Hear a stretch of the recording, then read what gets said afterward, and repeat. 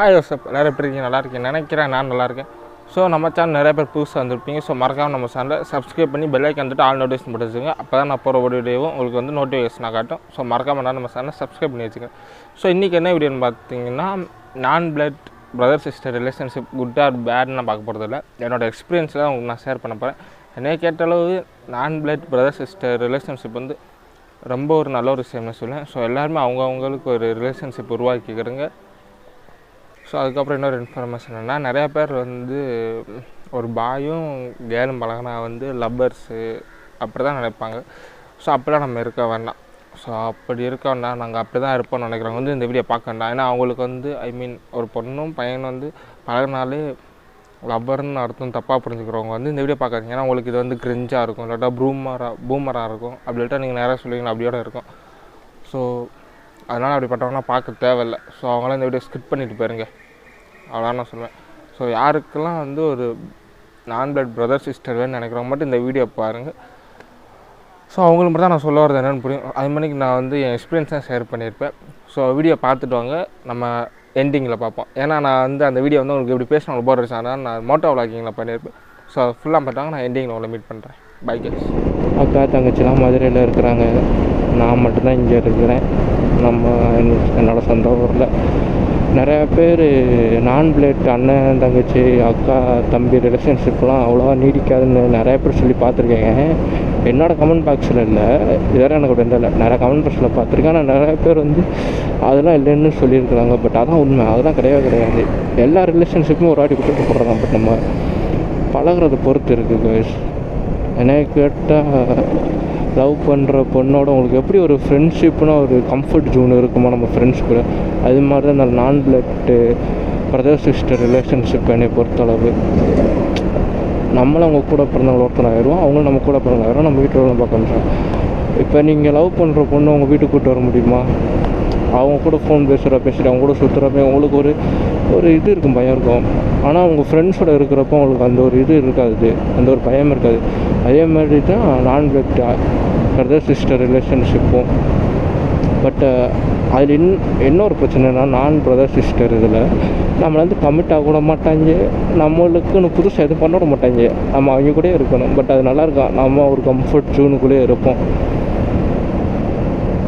இப்போ என் அக்கா என் தங்கச்சியை ரொம்ப மிஸ் பண்ணுறேன். இப்போ நான் அவங்களை பின்னாடி குறைச்சிட்டு அந்த வேன் முன்னாடி நான் தான் சீன் போட்டேன், அந்த வேனை ஓட்டக்கிறதுக்கு மண்டையிலே போடுவேன் எங்கள் அக்கா என் தங்கச்சியும். இப்போலாம் அவங்க இல்லை.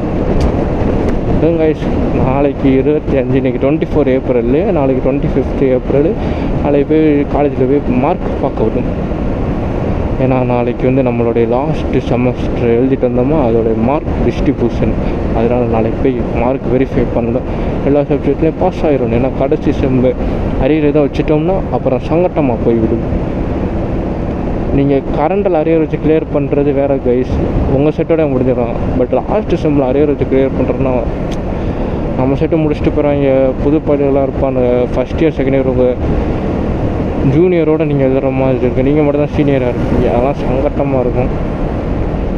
ஸோ இங்கே ஒரு டோல் பேக் சுங்கச்சாவடி அது இப்போ எடுத்துட்டாங்க. அது நாட் யூஸாக தான் இருந்துச்சு, அதெல்லாம் அவங்களே எடுத்துட்டாங்க. வேகத்தில் எடுத்தால் நல்லா இருந்திருக்கும், வேகத்தில் அப்படியே வச்சுட்டாங்க.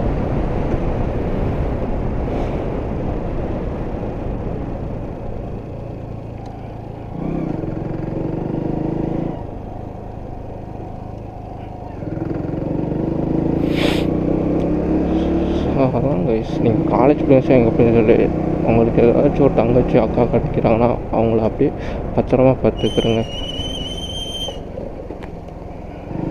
ஏன் சொல்கிறேன்னா,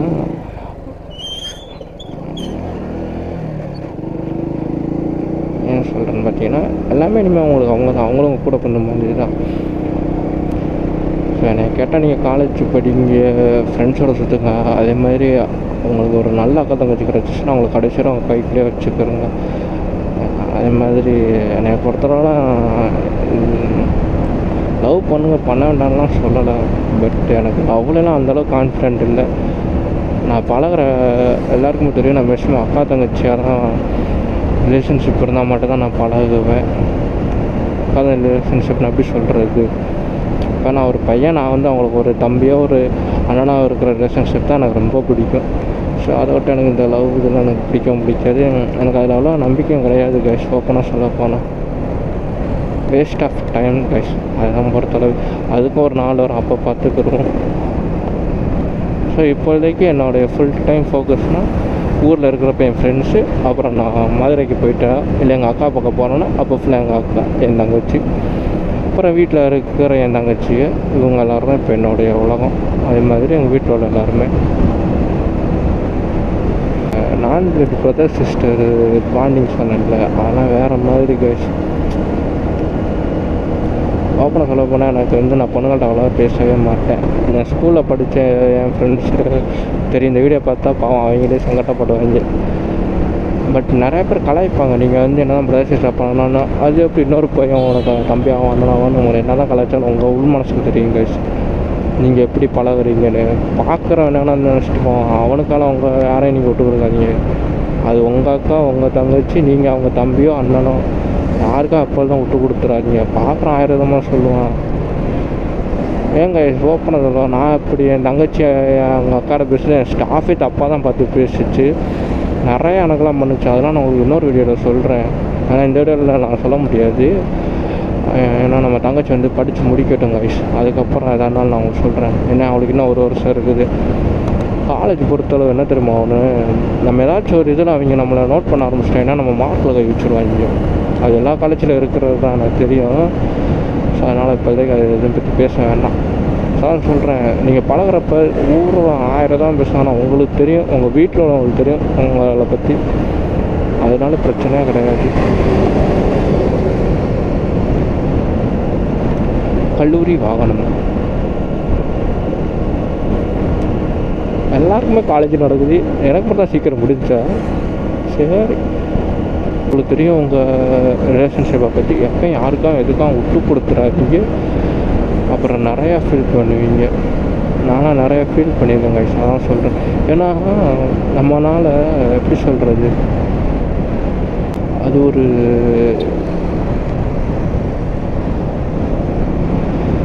சம் டிஃப்ரெண்ட்டான ஃபீல் கைஸ். அது என்னால் வார்த்தையால் சொல்ல முடியாது. இல்லைன்னா எனக்கு கூட பிறந்த அக்கா கிடையாது, எனக்கு தங்கச்சி இருக்குது, நிறையா தங்கச்சி, சித்தி மக, பெரியம்மா மக, அவங்க நம்ம கூட பிறந்தவங்க பார்த்தீங்கன்னா நம்ம தங்கச்சி. எனக்கு அக்கா அவ்வளோ கிடையாது. பட் எனக்கு காலேஜுக்கு போனோடனே தங்கச்சி கிடச்சிச்சு. அப்புறம் எனக்கு கூட ஒரு அக்கா கிடையாது. என் அக்கா என்னை வந்து கூட பிறந்தமே என்னை அவ்வளோ பார்த்துக்குருவா. என்னை ஓப்பனாக சொல்லுவேன், என்னை ஒரு பொண்ணுகிட்ட பேச விட மாட்டேன். நான் அவளுக்காக மட்டும்தான், எனக்கு அதான் பிடிச்சிருக்கு. நான் எங்கள் அக்காவுக்காக மட்டும்தான், அப்புறம் என் தங்கச்சிக்காக. ஸோ காலேஜ் போனால் அவள் தான் எனக்கு ஃபஸ்ட்டாட்டி கேமரா இதெல்லாம் கற்றுக் கொடுத்தா. காலேஜில் நான் கேமராமேன்லாம் உங்களுக்கு பெருமையாகலாம் நான் சொல்ல மாட்டேன். நானே ஒரு அல்லக்கை மாதிரி வச்சுக்கிறேங்க, ஆள் எழுந்துக்கு போட்டாங்கன்னு வச்சுக்கிறேங்க, கொஞ்சம் எக்ஸ்பீரியன்ஸ் இருக்கும். ஸோ அதனால் காலேஜில் வந்து கேமரா, ஃபோட்டோ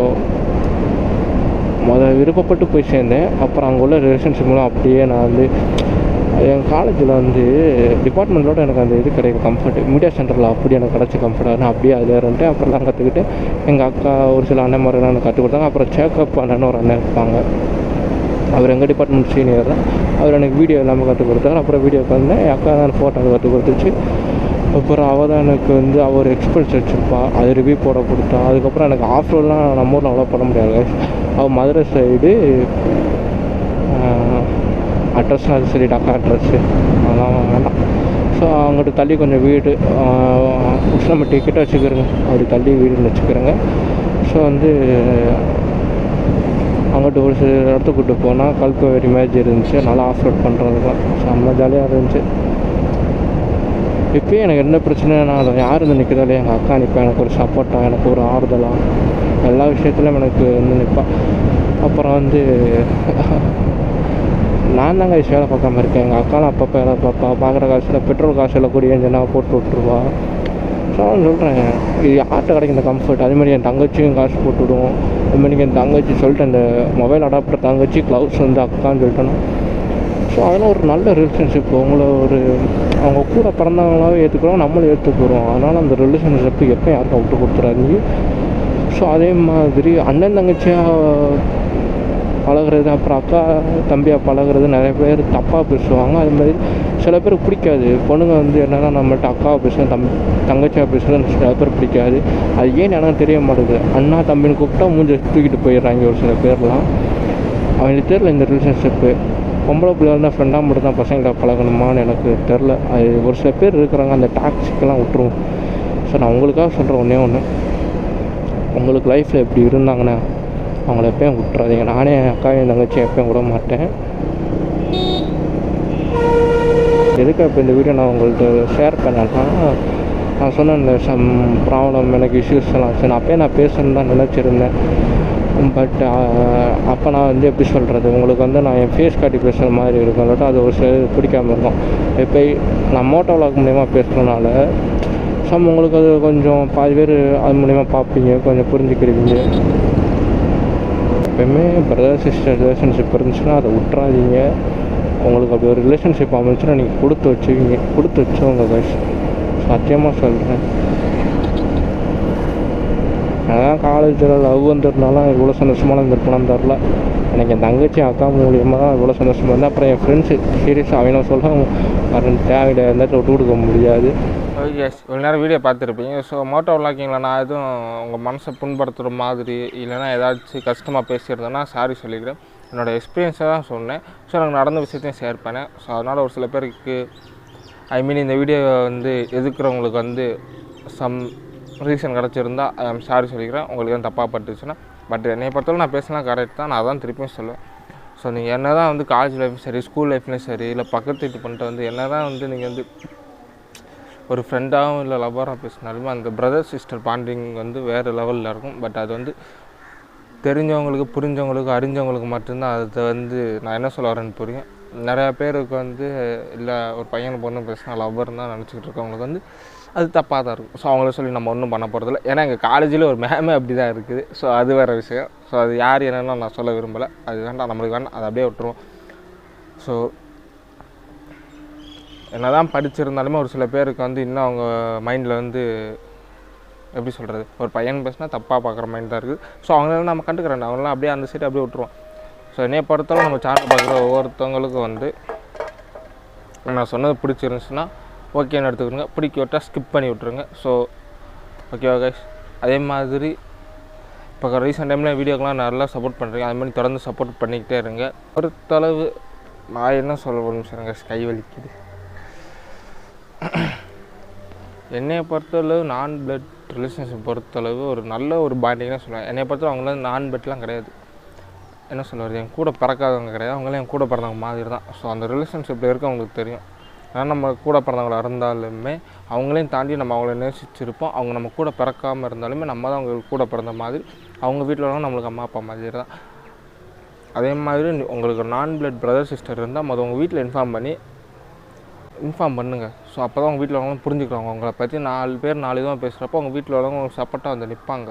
ஓகேவா கைஸ், 4 பேர் அதை வந்து தப்பாக பேசுகிறேன் அவங்கள கண்டுக்கிறாதீங்க. அப்படி உங்களுக்கு எதாவது நடந்திருந்தால் நம்ம கமெண்ட் பாக்ஸில் போட்டு விடுங்க. நான் இன்ஸ்டாகிராம் லிங்க் தரேன். ஸோ அதிலே ஒரு சொல்லுங்கள். உங்களுக்கு சப்போர்ட் அப்போயுமே நான் இருப்பேன், எனக்கு சப்போர்ட் அப்போயும் நீங்கள் இருப்பீங்கன்னு எனக்கு ஒரு நம்பிக்கை இருக்குது. ஸோ அதனால தான் சொல்கிறேன், உங்களுக்கு அப்படி ஏதாச்சும் ப்ராப்ளம்னா அது எந்த பிரச்சனையாக இருந்தாலுமே பரவாயில்ல, நீங்கள் ஓப்பனாக நம்ம கமெண்ட் பாக்ஸில் சொல்லுங்கள். நம்ம சப்ஸ்கிரைபர்ஸ் வந்து எல்லாருமே நம்ம ஃபேமிலி தான். ஸோ அன்லக்ஸிமன் ஃபேமிலி தான் எல்லாருமே. ஸோ உங்களுக்கு ஒரு பிரச்சனைனா நம்ம சப்ஸ்கிரைபருக்கு வந்து நிற்பாங்க. அதே மாதிரிக்கு எனக்கு ஒரு பிரச்சனை நீங்களாக வந்து நிற்பீங்க. ஸோ உங்களுக்கு என்ன பிரச்சனை எதுனாலும் நம்ம கமெண்ட் பாக்ஸில் போட்டுருங்க. அப்புறம் இன்ஸ்டாகிராமிலோட மெசேஜ் பண்ணுங்கள். ஸோ உங்களுக்கு எப்போ டிப்ரெஷனாக இருந்தாலும் சரி, எந்த ஒரு ப்ராப்ளமாக இருந்தாலும் சரி மெசேஜ் பண்ணுங்கள். என்னால் முடிஞ்ச அளவுக்கு உங்களுக்கு நான் ஐடியா கொடுக்குறேன். அதே மாதிரி சொல்யூஷன் தராலேருந்து வெளியே வரது. ஓகே கைஸ், ஸோ இந்த இயர் நியூவாக காலேஜ் ஜாயின் பண்ணிங்க. ஸோ நல்ல காலேஜ் தேடி கண்டுபிடிங்க. அதே மாதிரி நல்லா படிங்க, அவ்வளோதான் நான் சொல்லுவேன். நல்லா படிக்காட்டாலுமே நம்ம வீட்டில் சேர்த்து விட்டதுக்காக வச்சு பாஸ் ஆகுங்க. ஸோ அந்தளவுக்காச்சும் படிங்க, அது போதும். ஓகே கைஸ், கடைசி வீடியோ பார்த்து எல்லாரும் தேங்க்யூ. மறக்காம நம்ம சேனலை சப்ஸ்கிரைப் பண்ணி வச்சுக்கணும். நிறைய பேர் புதுசாக வரீங்க, பட் சப்ஸ்கிரைப் பண்ண மாட்டேங்க. மறக்காம நம்ம சேனலை சப்ஸ்கிரைப் பண்ணி லைக் பண்ணி பெல்லைக்கு வந்துட்டு ஆல் நோட்டிஃபிகேஷன் பண்ணி வச்சுக்கோங்க. இப்போ நான் அப்புறம் ஒரு வீடியோ உங்களுக்கு நோட்டிஃபிகேஷனாக காட்டும். அதே மாதிரி ஹெல்மெட் போட்டு பைக் ஓட்டுங்க, முடிஞ்சால் ரைடிங் க்ளவுஸ்லாம் போட்டு ஓட்டுங்க. அப்புறம் நாளைக்கு இன்னொரு வீடியோவில் பார்ப்போம். பாய். நாளைக்கு வந்து 100 சிசிலேருந்து 125 சிசிக்குள்ள உள்ள பைக்கில் வந்து லாங் ரைட் பண்ணலாமான்னு ஒரு வீடியோ போட்டிருப்பேன். அதேமாதிரி இந்த ஸ்கூட்டியில் லாங் ட்ரைவ் பண்ணுறவங்களுக்கு வந்து ஒரு இது பேசியிருப்பேன்.